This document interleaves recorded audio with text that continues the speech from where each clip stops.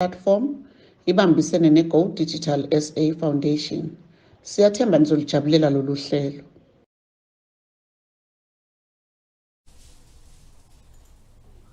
Sanibonani bafundi ba grade 12.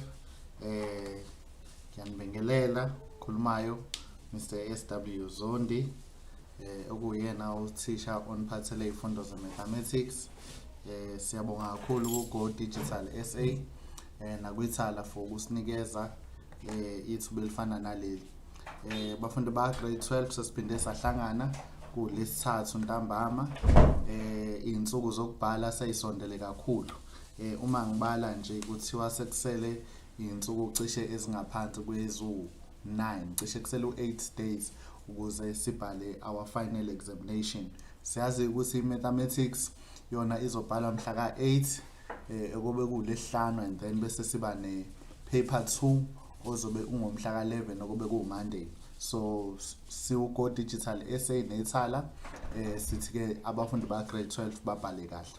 Right, namhlanje bafundi ba grade 12 sisaqhubeka ne-probability, kodwa okwanamhlanje bafundi ba grade 12 sibheke indaba yama-questions ajwayele ukubuzwa kwi-probability. Now before sibukeke ama-questions ajwayelekile ukuthi abuzwe, ngizoke ngenze i-summary yokuthi i-probability uma kuthiwa uyayifunda kanjani, njengoba uzoqala abaningi sebeqalile nge-revision. Ukuthi i-probability iziphi izinto ekulindelekile ukuthi wena njengomfundi wa grade 12 uzazi. Right, siyazi ukuthi la ka grade 12 i-probability yethu inamamaki angu plus or minus 15. So probability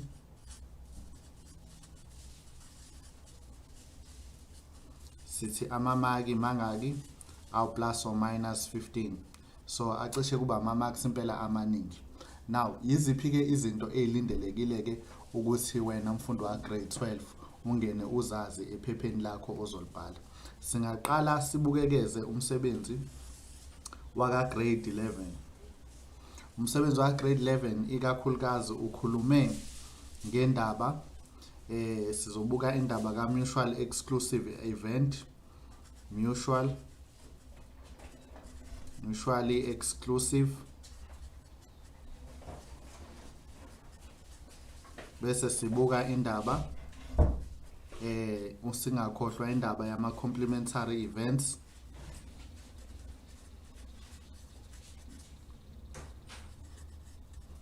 singakhohlwa indaba ye Venn diagram,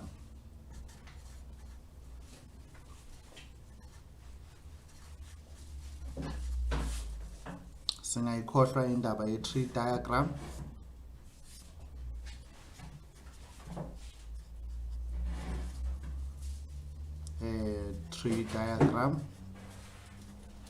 bese sibukeza indaba ye contingency table,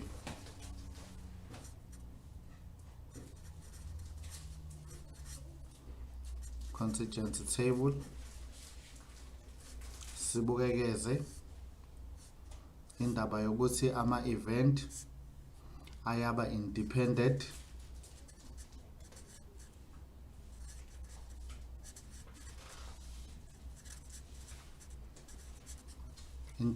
events.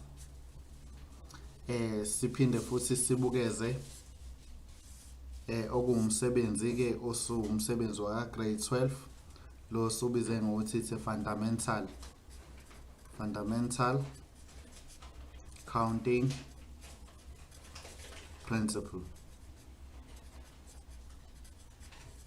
Now uma ungumfundi wa grade 12 ulindelekile ukuthi ku paper 1 ozobhala ulindelekile ukuthi ube nalolu lwazi lwalama subtopics. Subtopic yokuqala ngithe ukwazi ukuthi ama-event ahlukene, kuthiwa ama-event aba mutually exclusive or not mutually exclusive.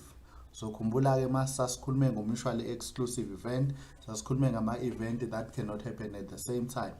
Sasikhuluma ngendaba yama-complementary event. complementary event ukuthi le event yokuqala ivimba le event esibili ukuthi yenze njani yenzeke. Sikhuluma ngendaba ye-Venn diagram. I-Venn diagram ekufanele siyibhekisise kahle. I-Venn diagram le nama-circles awu-3. Circles awu-3. So khumbuzana ukuthi ama-circles kunamabanga phansi ka grade 10 ama-circles abe u2, then sayenza ke enama-circles amangakena awu3. Sibese sibuka ke nendaba ye-tree diagram. I-tree diagram okubaluleke kakhulu ukuthi abafundi ba grade 12 bayazi.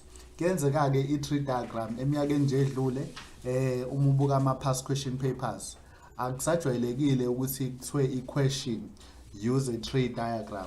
Umfundi sekufanele manje akwazi ukufunda kwi-content lapho acubungule ukuthi into engamlamulela ukuphendula le question ukusebenzisa i-tree diagram. Bese kuzoba i-contingency table lesibizwa ukuthi it's a two-way table noma it's a three-way table noma it's a four-way table depending kwizinto osuke uyinikeziwe. Uma unikezwe i-contingency table isikhathi esiningi kakhulu usuke lo mbuzo uzoncika ekuthenini uzobuza indaba yama-independent events. So lokhu na u-contingency table u-related kakhulu nama-event esithi anjani na a-independent. Angisho ukuthi ama-independent events akwazi ukubuzwa wodwa ngoba ama-independent events uyakwazi futhi ukuthi uwathole uma uzokhuluma nge-tree diagram. Kanjalo futhi ama-independent events siyakwazi ukuthi sikhulume ngawo uma sizobheka indaba yanena ye-Venn diagram. So kubaluleke kakhulu-ke ukuthi umfundi wa grade 12 angene lama subtopic esithi kwi-final exam eyobungumhla 8 akulindelekile ukuthi azazi lezi zinto. The last one ilokhu-ke esikwenzile evikini edlule esikubiza ngokuthi it's a fundamental counting principle okuwumsebenzi-ke wona esiwubukeza ka grade 12. Right, ngithe-ke namhlanje bafundi ba grade 12 okufanele sizokwenza ukubuka imibuzo noma ama-questions indlela abuzwa ngayo emaphepheni adlulile asebhaliwe, noma nje singathi ukuzobheka nje ukuthi imibuzo ibuzwa kanjani and uma usuphendula uzophendula kanjani wena. Right, asike sibheke-ke ukuthi yini-ke abasiphathele yona. So we are looking at probability questions. Question yethu yokuqala ithi a 3 digits code is made up of number 4, 7 or 9. So i-code yethu nje yakhiwa ilezi number lezi u3, u4 no 4 sorry u3 bambalanga u4, 7, 9.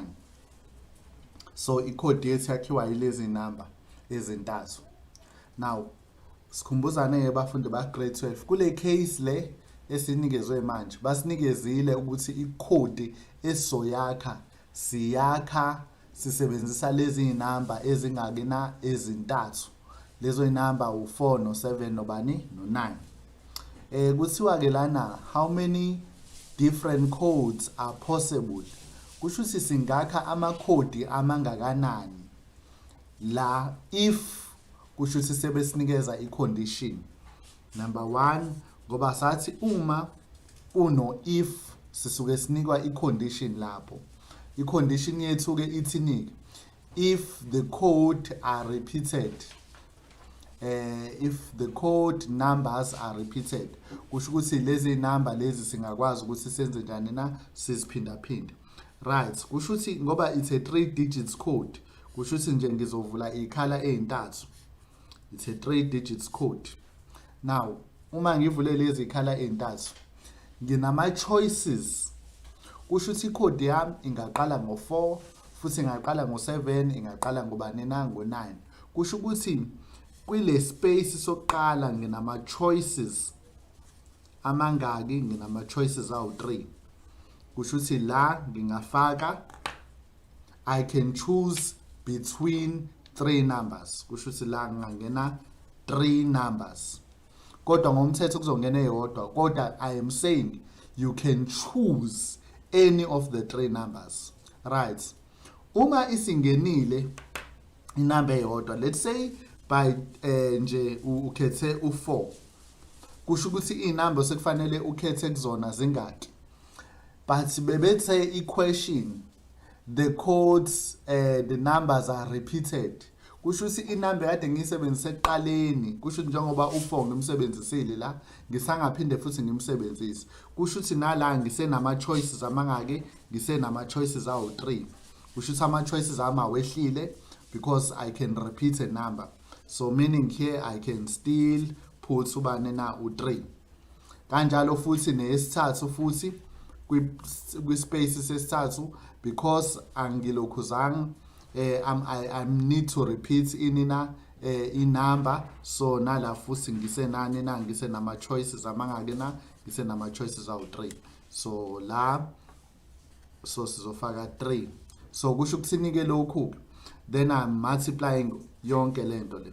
Kusho ukuthi ngizothi 3 multiply by 3 multiply by 3 kuzonginikeza bani na u27. So kusho ukuthini ke lokho ke, kusho ukuthi ngingakwazi ukuthi ngicreate a 3 digits code ewu27 uma inamba zenjani na ze-repeated. Kusho ukuthi la ngingakhipha 27 codes, 27 codes if, ngoba I need to specify this, if what?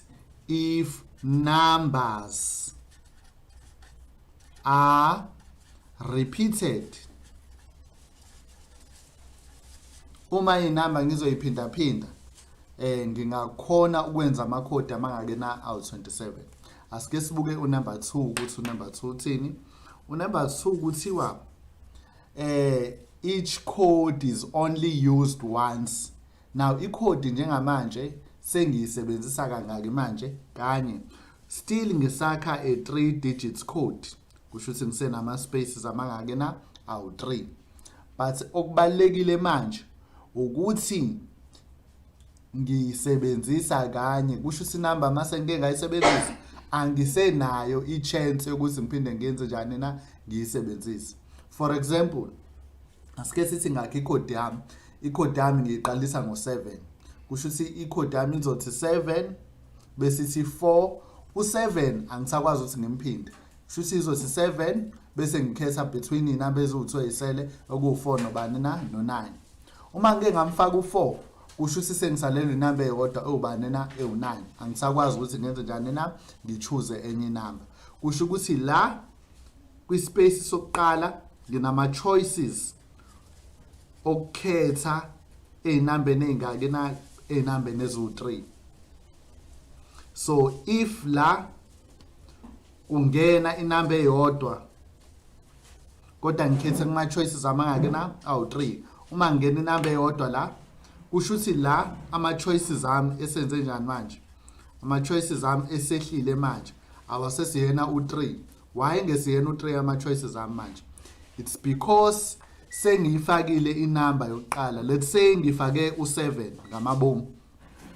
Kusho ukuthi inamba esekufanele ngikhethe kuzona manje sezingaki, seziwu2. Angisakwazi ukuthi lo7 ngiphinde ngimsebenzise. Kusho ukuthi la kungangena any number ewubani na ewu4 noma ubani na ewu9.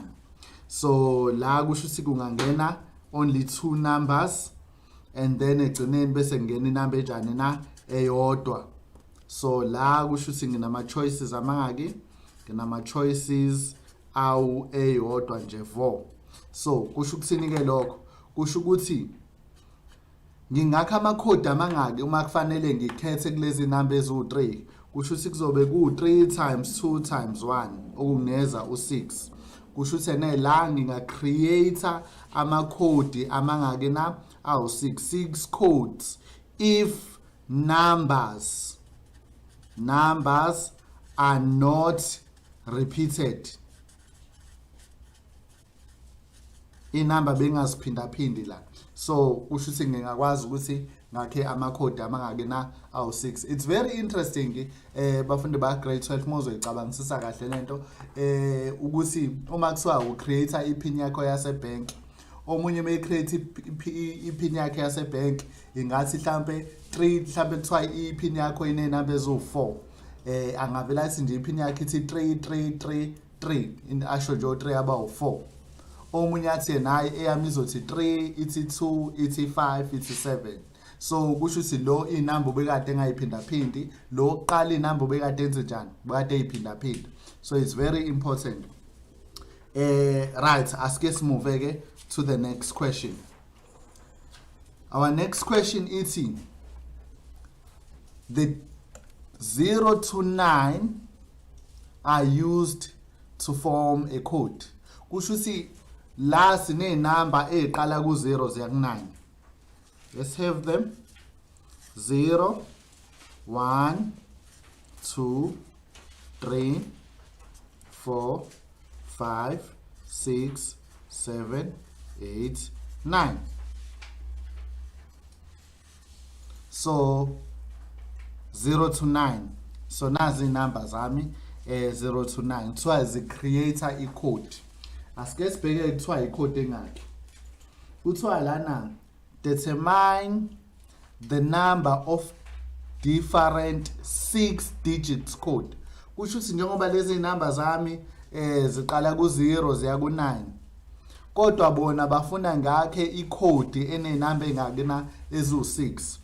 This means nginama spaces amangaki a1 2 3 4 5 6 ngoba i-code yami kufanele ibe nenamba engakena ezu6. Code that can be formed in okay, kuthiwa determine the number of different 6 digits code that can be formed if the repetition of digits is allowed. Right, uma inamba ngingakhona ukuthi ngizenze njani na ngiziphinde. Asike sibheke ke zingaki inamba zami zu10 1 2 3 4 5 6 7 8 9 10 zu10 but kuthiwe i-repetition is allowed kusho ukuthi I can repeat a number, so meaning la on the first space nginama choices amangaki okufaka inamba la nginama choices awu10 kusho ukuthi la I can choose any number kulezi number engakena ezo10 because numbers are repeated. Nala ngafaka 10 nala ngafaka 10 nala ngafaka 10 nala ngafaka 10 lokhu kunginikeza u10 times 10 times 10 times 10 lokhu kuzonginikeza ke u10 exponent 10 okuyinamba ethe ukuba nkodlwanyana if masingayibhala u10 exponent 10 that is about 100 billion, right, which is 10 exponent 10. Right, asike simuveke sibuke i-question elandelayo, but okubalekile inamba yakho ungayishiya in an exponential form ngoba le number le ithe big number esithe u10 exponent 10, so ungavele nje uyishiye kanje u10 exponent 10. Number B kuthiwa lana determine the number of 6 digits code that can be formed that starts with a 9 and ends with a 2 if repetition of digits is not allowed. Now, asike sibheke, we have 1 2 3 4 5 6 spaces.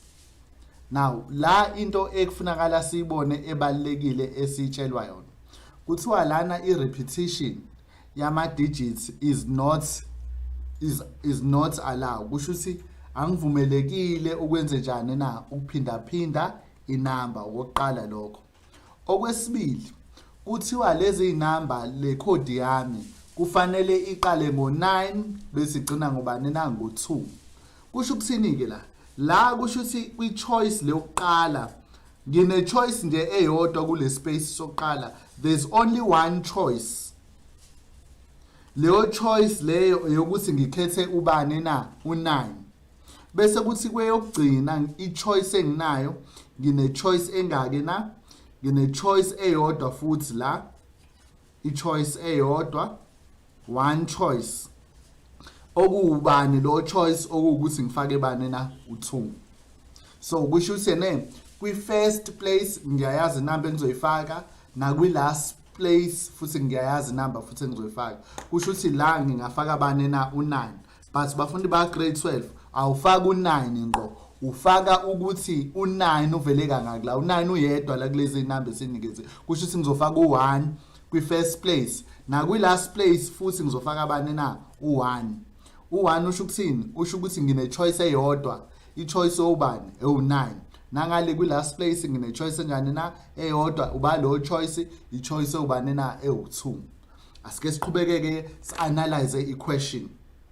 Sithe esesiqale ngakho, sithe ekuqaleni kuthiwe it must start with 9. Kusho ukuthi ekuqaleni iyodwa inamba engangena khona kwi-first position, and kwi-last position kuthiwe inamba engangena ubani na u2, safaka ubani na u1. Right. Okunye okubalekile-ke bathe i-repetition of digits is not allowed. Kusho ukuthi lezi inamba bese ngiyifakile ekuqaleni u9 no2, njengoba kade sengifakile u9 ekuqaleni ngamfaka u2. Kusho ukuthi I cannot repeat u9 and 2. Kusho ukuthi ey'nambeni ekade eziwu10 ngisalelwe iy'namba ey'ngaki manje? Ngisalelwe iy'namba eziwu8, because already iy'namba eziwu2 sezinjani na sezingenile. Kusho ukuthi kwi-second position nginama-choices amangaki na? Nginama-choices awu8 okuchoose iy'namba. I-third position asezoba u7 ngoba i-repetition of numbers is not allowed. Kwelandelayo asezoba u6, kwelandelayo bese baba ngaki ma abu5. Very interesting, because siyazi ukuthi ekuqaleni sesinayo u9, which is in the first position, so it must start with a 9, and then kwathiwa egcineni it must end with a 2. Sambeka u2 egcineni, but asifaka u2 as a number. Bafundi ba grade 12 sifaka ukuthi u2 uyedwa la, so sifaka u1 on the last position, 1 on the first position, and then sesiyabheka ukuthi iy'namba esesizisalele zingaki na. Inamba ezisalele u8, because u9 siyamkhansela out no2 siyamkhansela out, because already they are in what? In position, which means inamba esekufanele sikhethe kuzona zu1 2 3 4 5 6 7 8, so zu8. So kwi-second position singakwazi ukuthi sifake inamba ezu8, third position zibe u7, fourth position zibe u6, fifth position zibe ngaki na? Zibe u5. Right, and then we multiply. Siyamultiply ke manje. Kusho ukuthini? Kusho ukuthi i-answer yethu kuzobe ku1 times 8 times 7 times 6 times 5 times 1. Kusinikeza bani ke? Kusinikeza u1680 codes. Kusho ukuthi la singakhona ukucreate amakhodi awu1680 if sizoqala ngo9 sigcine ngo2 and i-repetition of digits is not allowed. Very interesting. Engathi ungathola more problems of this nature, because iwona ajwayele ukubuzwa kakhulu on our final examination. Right, asikedluleke sibheke any question. Right, i-question elandela la uma uzobheka kahle ngizama ukucover yonke into ebengithe iyabuzwa kuphi na ka grade 12. Ngibuyela back to i-table lami engilenzile. 1, sengikhavile indaba yani na ye-contingency, ye-fundamental counting principle. La we're just talking about codes. Kwesinye isikhathi sizokhuluma nge-arrangement ngoba i-counting principle ingakhuluma ngama-codes ukuthi how can you create a code, noma ikhulume nge-arrangement. Basikhuluma nge-arrangement ngabe u-arrange ama-letters noma ngabe u-arrange ama-objects, ukuthi ama-objects uwa-arrange kangaki. Right, so i-next question yethu masibheka kuthiwa a group of 540 people with green or blue eyes were randomly selected in order to determine whether or not whether not green or blue eyes are dependent on gender. The results are shown in the table below. Now, i-table ake abasivezele lona ele contingency table. Now, which means la kulokhu engithe kuyaphuma kwi-final examination i-contingency table nansiya njengamanje sizokwenza noma sizobukeza ukuthi uphendula kanjani umbuzo o-related nani na ne-contingency table noma esingabiza le it's a four-way table. Asike sibheke-ke ukuthi sizophendula kanjani. Umbuzo wokuqala-ke uthi-ke lana before sifunda umbuzo wokuqala asike si-analyze ithebula. Kuleli thebula leli sinama-males. Ama-males uma wehla njalo ama-males kuthiwe angu-300 bese kuthi ama-females awu-240. I-total yama-males and female isizoba-ke u-540. Bese siba no-green eyes. U-green eyes i-total yawo yu-330 bese kuzothi u-blue eyes i-total yakhe yu-210. So i-total ka-green and blue nayo futhi ikunikeza bani na u-540. Now uyakwazi-ke la kuleli thebula ukubheka a-male kodwa enamehlo anjani na a-green. So ma kuthiwa nje mhlampe ngiyayi-analyzer mangake ama-males anamehlo a-green kusho ukuthi ngiyehla ngo-male ngifike ku-male oqondene no-green kusho ukuthi ngizobona ukuthi ama-males ano-green awu-183. Futhi ngiyakwazi ukubheka futhi ukuthi ama-female kusho ukuthi la this is a probability.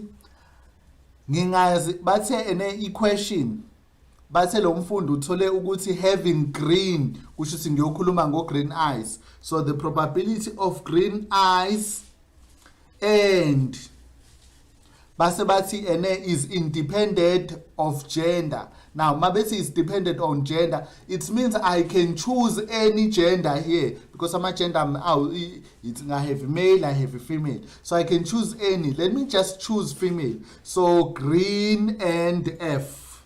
So G and F.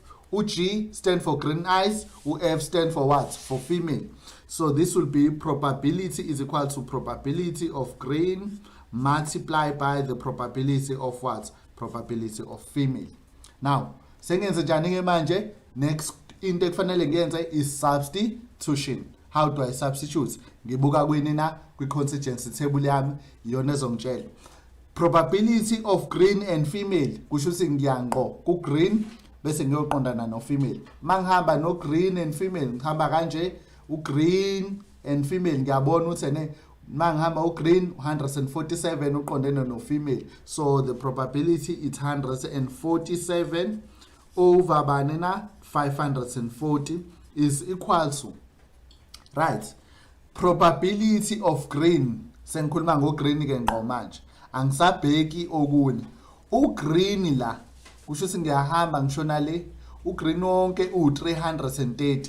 So this will be 330 divided by, because I'm talking about a probability, divided by 540 multiplied by probability of females. I'm a female, I'm going down. I'm a females. I'm a female mangaka out 240 divided by 540. Now kusho ukuthini ke lokho? Kusho ukuthi sengizosebenzisa nje i-calculator yami to get the correct answer ezobe isingitshela ukuthi ngabe ngempela lo mfundi waka grade 12 ose grade 11 oseshe into engaka ngabe uqinisile yini. Now sengiyabheka ke 147 divided by 540 then ngibhale in decimal ngala ngithola u-0.272 is equal to ngalana sike sibheke ke la nginobani ngino 3 fraction siqale nge-fraction passing 330 divided by 540 times fraction passing 240 divided by 540 equal to, if I change this, ngizothola u-0.2160498, but uma ngi-round off, let's say ngi-round off nje to 3 decimal places kule case le, la kuzoba u-0.2, angeke ngibize lezi number engitholayo, u-0.2716 bese u6 elandela u0, kusho uma ngi-round off into 3 decimal places kuzoba u-0.272, kusho nangala ngithola bani na u-0.272, meaning i-left hand side la iyalingana nani na ne-right hand side, ongala kulingana nalokho ngala. Kusho ukuthini? Kusho ukuthi lo mfundi waka grade 11 is very brilliant, ukwazi ukuthi asinikeze ini na ukuthi ngempela lama event kanjani na independent. But sibalekile bafundi ba grade 12 futhi singashila, we need to make a conclusion. I conclusion yethu ithini ke? Therefore event, ngikuthathela lapha bakubhale phansi, the event of having green eyes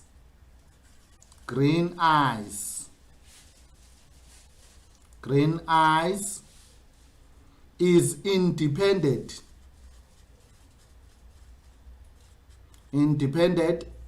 of what? Of gender. There you go. So correct. Umfundi wa grade 11 ushaye nje sikhonkosini ukuthi ngempela lama event anjani na independent. Bese sobona ngathi lama event are not independent kunoma kuthiwe are dependent. Bese sobona ngokuthi i-left hand side ingalingani na ne-right hand side. Uma nje kuke kwenzeka ngala asibaze simthole lo 0.272 bekade sokwakha i-conclusion ukuthi the event are not independent.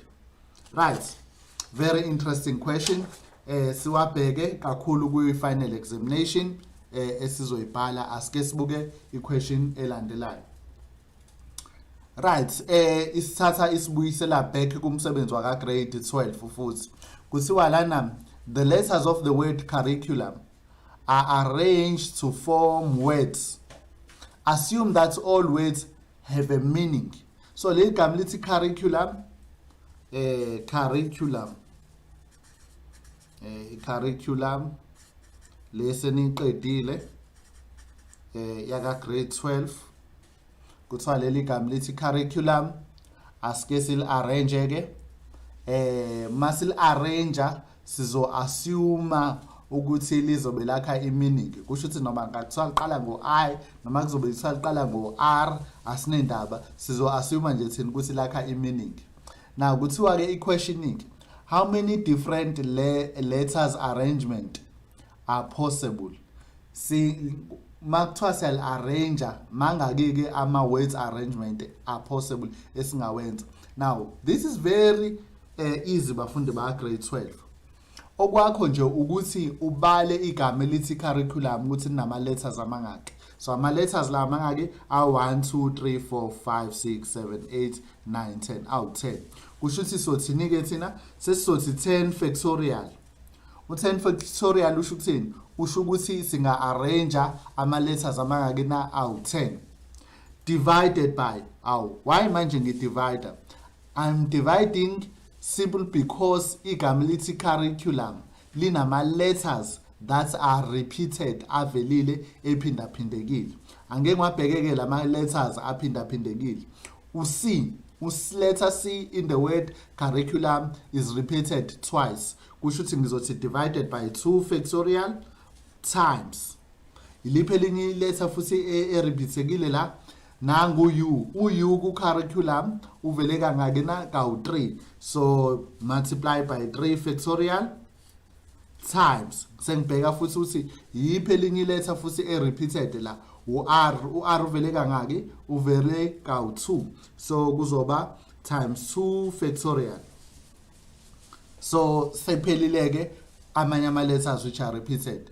So meaning igama elithi curriculum singal arrange in 10 factorial divided by 2 factorial multiply by 3 factorial multiply by 2 factorial. So sesingashaya nje calculator sithole ukuthi kahle kahle ubani answer. So fraction button 10 factorial siyazi ukuthi sishaya u10 bese sithi shift bese soshaya ufactorial divided by 2 shift factorial multiply by 3 shift factorial multiply by 2 shift factorial.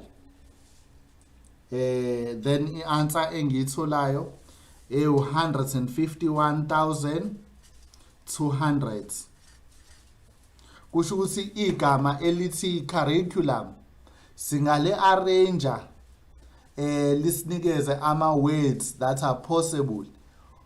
Uma so assume ukuthi lizobe line meaning lingasinikeza ama gama awu-151,200 way arrangements. Right, number 2. What was the probability that the word starts and ends with a U? Okay, interesting. Manje leli gama leli elithi curriculum selingaqala ke manje kusho ukuthi la siphoqelekile basitshela ukuthi leli gama lethi curriculum manje esizolakha la sizokwakha i-arrangement noma sol-arrange leli gama, kodwa masil-arrange funa senze sure ukuthi kuqala u-U at the same time futhi kugcina uletha bani na uletha U. So meaning nansi umfundo wa grade 12 into efuna alliance, umfundo wa grade 12 funa abe nama spaces awu-10. So 1 2 3 4 5 6 7 8 9 10. Why am I spaces awu-10? Because igama lithi curriculum nama letters awu-10. Right, sesiyazi ukuthi kwi first position sinegama siyazi ukuthi kuzoqala u-U, kusho ukuthi la asingabazi sofa kuletha U, kuthiwe futhi aliende ngobani fa ngoletha U. Sesiqedile kusho ukuthi asa arrange manje ama letters awu-10 ngoba u-U has already been arranged kwi first and the last position. Kusho ukuthi amagama eso arrange amangaki manje awu-8. Right, so kusho ukusinike lokhu bafundi bakhe, kusho sesoqala sithi bani 8 factorial 1 or 8 factorial ukuthi ama letters awu-8 they are no longer bani na they are no longer 10 letters. Right, bese sithinike bafundi ba grade 12 still sizabheka ama letters that are repeated kwigama elithi curriculum, but u-U asamconsider as igama eli repeated because already ubekade sesimfake kwi position. So kusho ukuthi amagama ase repeated manje ubani u-R uvele kangaki ka-2. So we'll divide this by 2 factorial times iliphe letter futhi arrange a repeated u-C nawo uvele kangaki na ka-2 multiply by 2 factorial. Now kusho ukuthi ke i-answer yethu ke isizothini ke isizothi 8 factorial 8 shift factorial divided by 2 factorial multiply by 2 factorial, and the answer yethu bese iba 1080. Right, sikhumbuzane ke sibheke question. It's very interesting bafundi ba grade 12 noma it's very important ukuthi ufunde i-question with an understanding. I-question ibingasibuzanga ukuthi singal arrange kangaki igama lithi curriculum uma lizoqala ngo-U ligcine ngo-U, but i-question ibithe what is the probability, so we need to find the probability yalokho. But ke sekulula kakhulu ke remember ekuqaleni i-question esiphuma kuyona ibikade sibuzile ukuthi if la magama kusho ukuthi in other way the sample space ethu sinayo ile ngenhla ngoba siyazi ukuthi igama lithi curriculum masingaqalanga ngo-U sagcina ngo-U, siyazi ukuthi will automatically get in na ama arrangement amangaki awu 151,200. So which means i-probability ke manje of starting starting with a U and end with a U. So it would be 1080. 10,000. 1080, yes. 1080 divided by hundreds.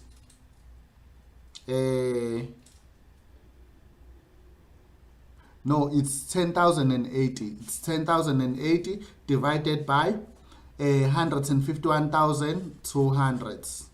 Right. Numbers, big numbers. Right, so it's 10,080. 10,080 divided by 151,200. So the answer would be 1/15.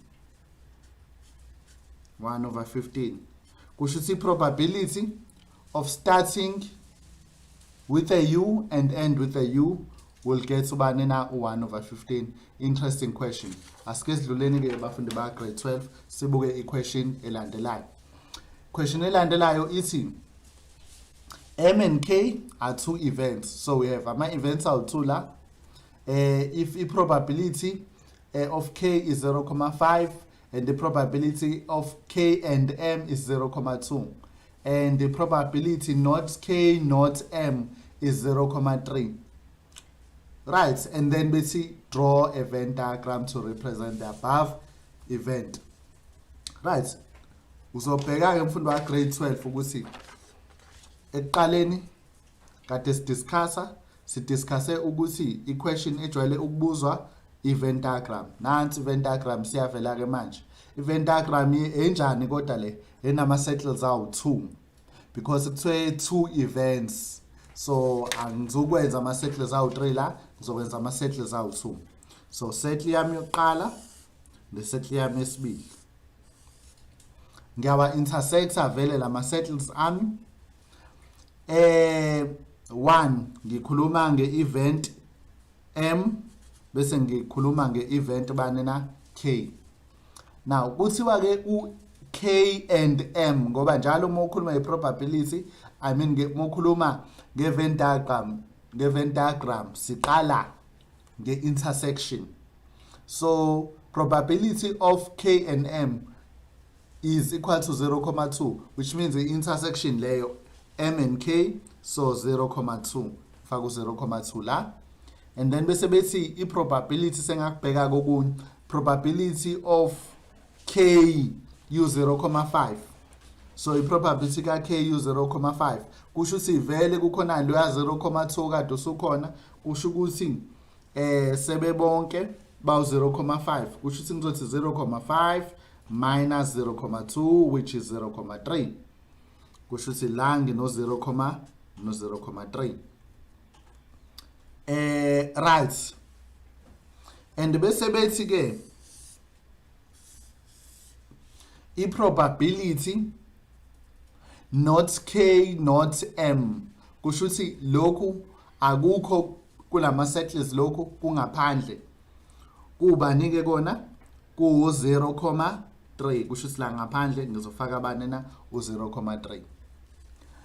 Now nakho kokubalekile ke anginakho abangitshelanga i-probability kabani na i-probability ka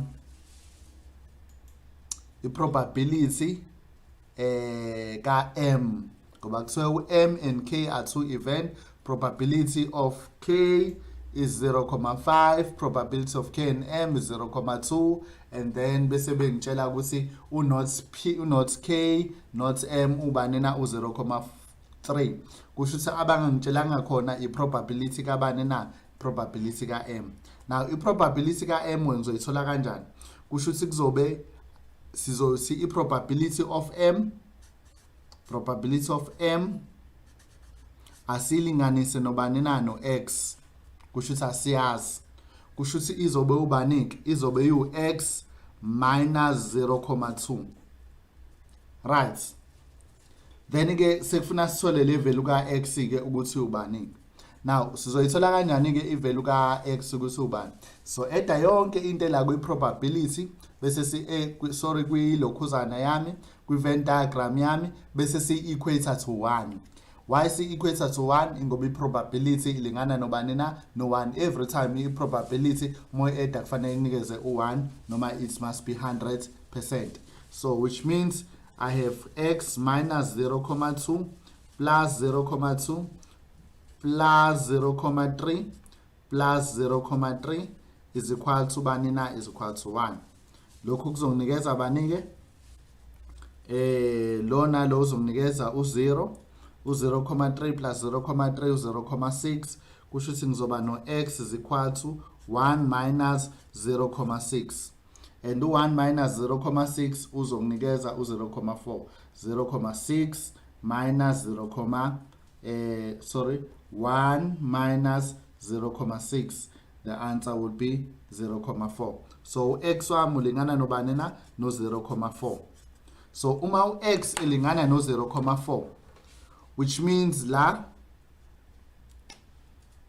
nginobani na ngino 0.2 minus 0.2 kusho ukuthi the answer will be 0.2 but yonke iset yami ilingana nobani na no 0.4. Very important. Now bebese angidweba i-Venn diagram, so i-Venn diagram yami sengiyidwebile ikanje i-Venn diagram yami. 1 ekufanele sikwazi ukuthi uma kwi-Venn diagram unikezwe i-probability ngoba kwi-Venn diagram uyanikezwa i-number noma i-probability. Uma unikezwe i-number, let's say kukhulunywa ngabafana abadlala ibhola nabafana abadlala i-netball. So those are numbers. Kusho ukuthi kwi-probability kwi-Venn diagram yakho you are putting numbers. Fanele bakunikeze i-total number of lawo bantu abaparticipate. Noma kuyenzeka ke in question ingabi nayo total number of people who are participating. Kodwa uma i-question ikunikeze i-probability njengale question esikhuluma ngama sinikezwe i-probability la. So masinezwe i-probability okwethu ke ukuthi sazi ukuthi masiku-eda yonke into elaphakathi kule lokhuzana kwi-Venn diagram yethu fanele isinikeze bani na u1. So it's very important. Kanjalo na kwi-tree diagram uma u-eda ushona enzansi along your branches, the probability there should give you 1. Very important. Right. Asike sibheke ke ukuthi i-question elandela ithini. Ithi le question, are the event M and K independent or not? Imanje lapho explain. Ngabe lama event ya M no K ngabe ba independent yebo noma cha? Explain. We explain wethu ka maths as explain sithi hayi are independent ngoba kunjani la ka maths uma nje u explainer you explain by calculations. So into ekufanele senze la ukuthi senze njani si calculate and then we make a conclusion ekugcineni. So because of the word independent, which means sazi ukuthini ke thina sazi ukuthi thina i-probability ka A and M and B kufanele ilingane nobani no probability of A multiplied by probability of B. Now but ke according to the information esinikeziwe asikhulumi ngobani ngo A and B but sikhuluma ngo M and K. So this means the probability of M and K is equal to probability of what? Of M multiplied by probability of what? Of K. And then so we substituting elandela lapho. Probability of M and K na ngiyalapha ku statement unikeziwe nje simphiwe kahle kahle kuthiwe probability of K and M is 0.2 kusho ukuthi la esikhulunisa M and K so faka u0.2 is equal to probability of M. Probability ka M according to the Venn diagram. Na Venn diagram esesenzile na ngiya probability of M u0.4 so bhala u0.4 here. So 0.4 times probability of K na ngesimnikeziwe futhi la kwilokhuzana kwi statement bathe u0.5 0.5. So minus 0.5, and then what's the answer? So 0.4 multiplied by 0.5. The answer is 0.2. 0.2 is equal to 0.2. The left hand side is equal to the right hand side. Conclusion, therefore, events M and K are independent. They are independent. Why they are independent? It's because the left hand side is equals to the right hand side. So sesiphinde futhi bafundi ba grade 12 sazama futhi ukuthi sinibhekise ukuthi i-Venn diagram ingaphuma kwi-exam and kulindeleke ukuthi uyiphendule kanjani. Asike sibheke i-question elandelayo ukuthi isiphatheleni.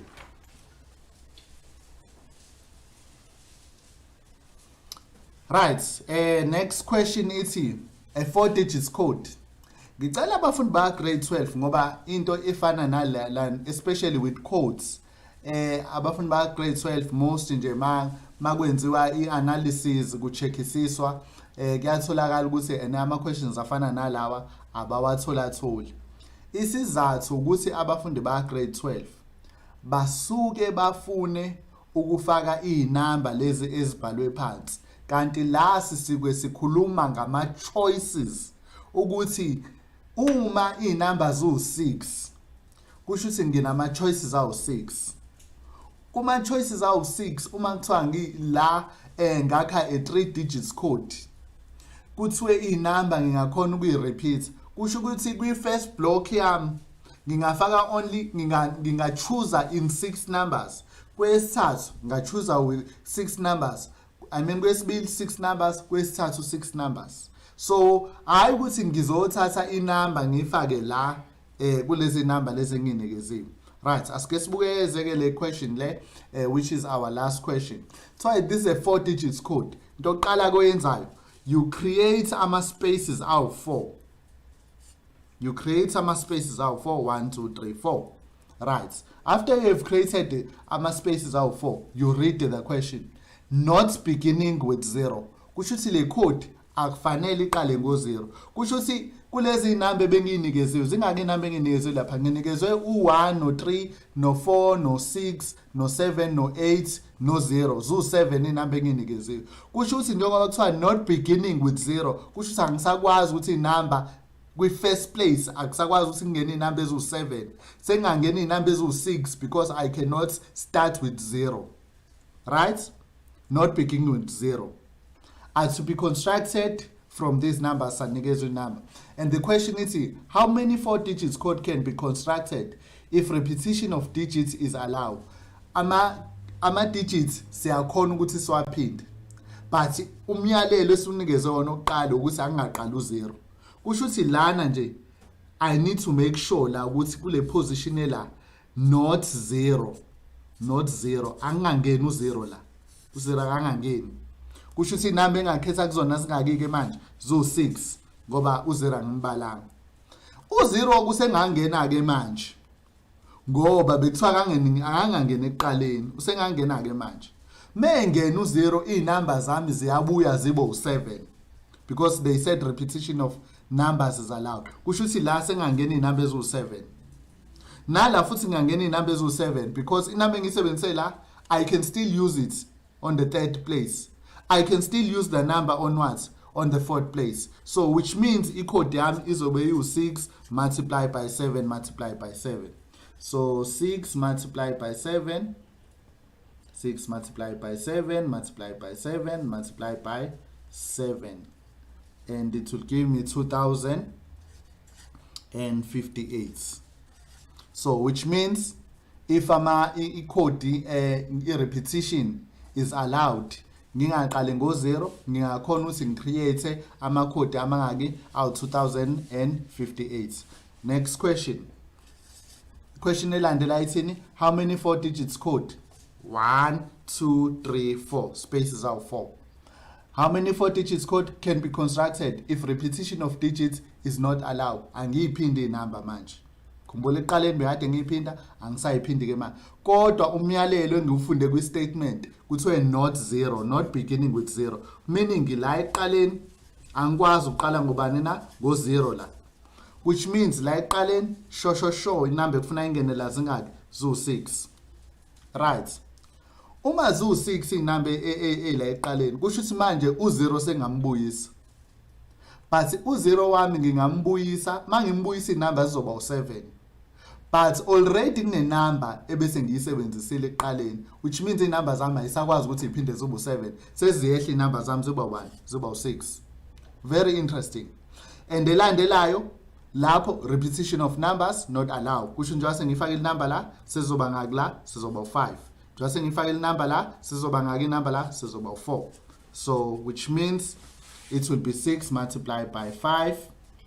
Sorry, 6 multiplied by 6, which is 36, multiplied by 5, 180 multiplied by 4, 720. Right. The last one. The calculates the probability of a randomly constructed 4-digit code which is divisible by 5 if repetition of numbers is allowed. Repetition of numbers is allowed. Now, sibukeni lana abafundi ba grade 12 into emnandi. Kuthiwa lana ngizoqala ngasekugcineni. Kuthiwa the code must be divisible by 5. If a code must be divisible by 5, it means the last digits of the code must be either finally 5 noma 0. Which means on the last place, I have only 2 digits that I can put. I can either put a 0 or a 5 on the last place. 2 digits. Kusho ukuthi la nginama choices othi ngikhethe kuwona. Ngingakhetha 2 la. Sure. Ngoba ngizobe ngikhetha between ubani na u0 and bani na and 5 because the digits must be divisible by 5. Then bese ngiyahamba ke ngeqaleni ke. Mangiyeqaleni kuthiwe u0 angingaqali ngaye. Already ngale bese ngifakile inamba lapha ekade ngingayichoose kuyona ekade ingaba u0 noma ubani. Kusho ukuthi sekune number la u0 futhi angakufanele ngimkhethe. Kusho ukuthi inamba ekufanele ngikhethe kuzona ingaki ke manje. Inamba bezingaki bezu7. Eqaleni sikhona u0 angamkhethi. Kusho ukuthi inamba ingaki manje zo5. Kusho ukuthi la ngingachoose inamba engaki na ezo5. But then the question said into emnandi ngale question eyenza ukuthi belula kakhulu.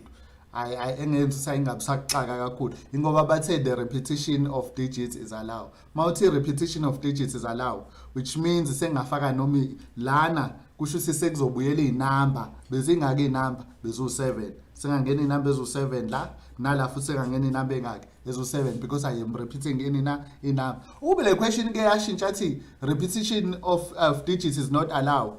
It was going to be very tricky and then it is over interesting at the same time. So we multiply this 5 times 7 times 7 times 2, and then that is 490 codes.